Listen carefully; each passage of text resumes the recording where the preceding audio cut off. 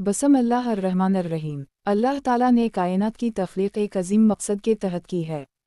दुनिया के आगाज़ से ही अल्लाह ने अपने बंदों की हिदायत के लिए अनबिया व रसल मबऊस फरमाए ताकि लोग भटकने के बजाय सीधे रास्ते पर कायम रहें।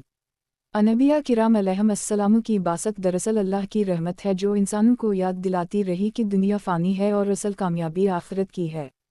इन्हीं बरगज़ीदा अनबिया में एक जलील अलक़दर नबी हज़रत ईसा अलैहिस्सलाम ही जिन्हें अल्लाह ने बहुत बड़े मुजज़्ज़ात अता फ़रमाए और इनकी ज़िंदगी एक गैर मामूली हक़ीक़तों से भरी हुई है। कुरान मजीद और अहादीस मुबारका में हज़रत ईसा अलैहिस्सलाम के बारे में जो ज़िक्र आया है, इसमें सबसे अहम पहलू उनकी दोबारा वापसी है जो क़ियामत के वक्त वक़ूअ पज़ीर होगी।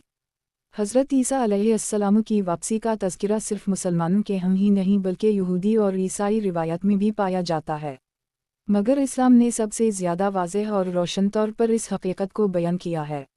मुसलमान अक़ीदा रखते हैं कि हज़रत ईसा अलैहिस्सलाम को अल्लाह ने ज़िंदा आसमान पर उठा लिया था और वो वक्त मुक़र्ररा पर दोबारा दुनिया में वापस आएंगे।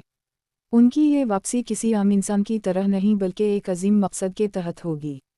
ये मकसद है ज़ुल्म व बातिल का ख़ातिमा, दज्जाल की हलाकत, अदल व इंसाफ़ का क़याम और अल्लाह के दीन की सरबुलंदी। रसूल अकरम सल्लल्लाहु अलैहि वसल्लम ने कई मरतबा अपनी उम्मत को इस अजीम वाक़ये की खबर दी। अलिफ़ पे ने फरमाया कि हज़रत ईसा अलैहिस्सलाम आखिर ज़माने में दोबारा आएंगे, दमिश्क के मशरिक़ में सफ़ेद मनारे पर नज़ूल फरमाएंगे, उनके जिस्म से ऐसे क़तरे टपकेंगे जैसे अभी ग़ुस्ल फरमा कर आए हों। उनका नज़ूल उस वक्त होगा जब दुनिया ज़ुल्म, फ़ितना और फ़साद से भर चुकी होगी।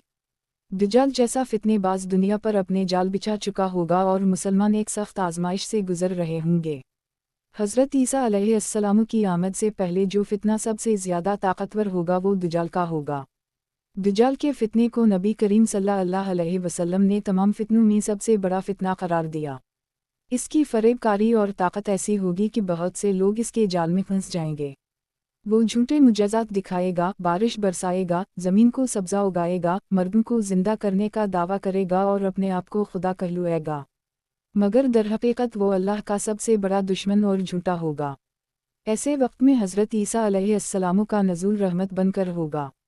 जब वो दमिश्क के मशरिक़ी मीनारे पर उतरेंगे तो मुसलमान इन्हें पहचान लेंगे। उस वक्त इमाम मेहदी भी मौजूद होंगे जो मुसलमानों के लश्कर की क़यादत कर रहे होंगे। इमाम मेहदी हज़रत ईसा अलैहिस्सलाम को आगे बढ़ने का कहेंगे, मगर हज़रत ईसा अलैहिस्सलाम फरमाएंगे कि ये नमाज आपके लिए इकामत की गई है, इसलिए आप ही इमामत करें। इस तरह हज़रत ईसा अलैहिस्सलाम गोया ये ज़ाहिर करेंगे कि वो नबी आखिरुज़्ज़मान सल्लल्लाहु अलैहि वसल्लम की शरीयत के पैरोकार हैं और उम्मत मुहम्मदिया में शामिल हैं। इसके बाद